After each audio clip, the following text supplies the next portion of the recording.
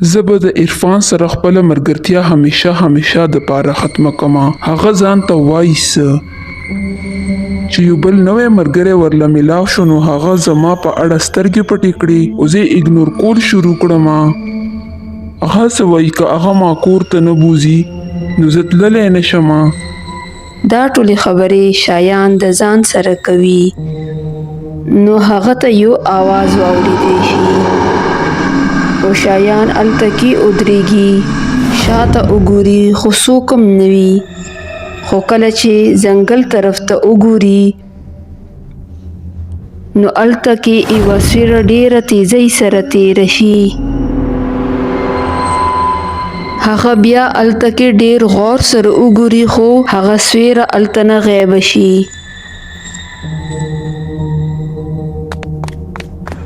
شایان تیزۍ سره هلته نه روان شي.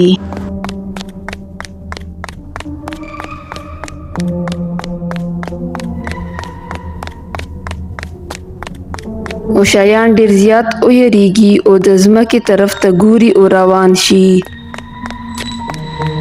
شایان همداسې روان وي نو هغه مخکې هغه سویره دوباره راشي.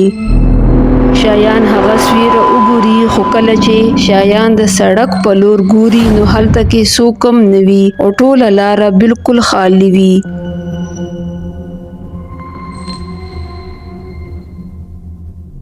او شایان بیا په تیزو قدمونو روان شي.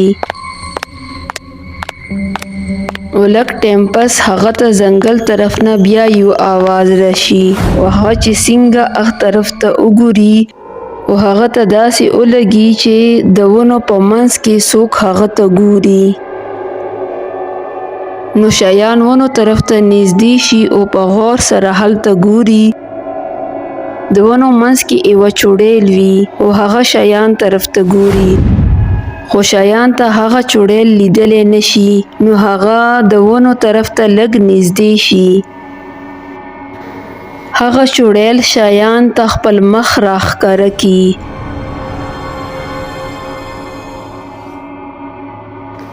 او شایان ډېر زیات ویریږي او چغې شروع کړي او ځمکه باندې را وغورځېږي. نو هغه چوړیل په لوړ غږ باندې په خندا شي او شایان طرف ته راځي. چوړیل شایان ته نږدې راشي او په مرۍ کې راونیسي او په ځمکه یې راښکته کړي.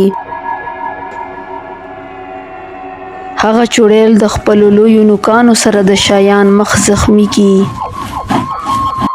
او د خپلو سترو او ډارونکي غاښونو سره د شایان د بدن نه ټوله وینه وڅکي. او شایان مرګ ته نږدې وي هغه چوړیل هغه پرېږدي او هلته نه لاړه شي.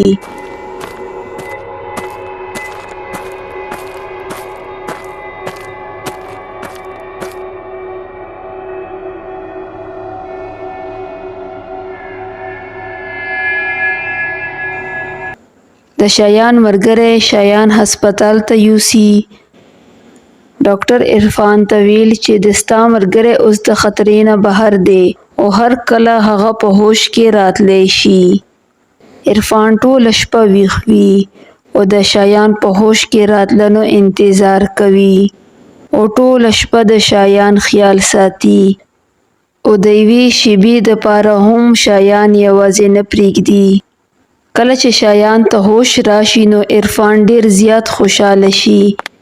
عرفان ورته وایي زه د الله تعالی ډېر زیات شکر ادا کوم چې تا ته هوش راغله. اوس ته څنګه یې؟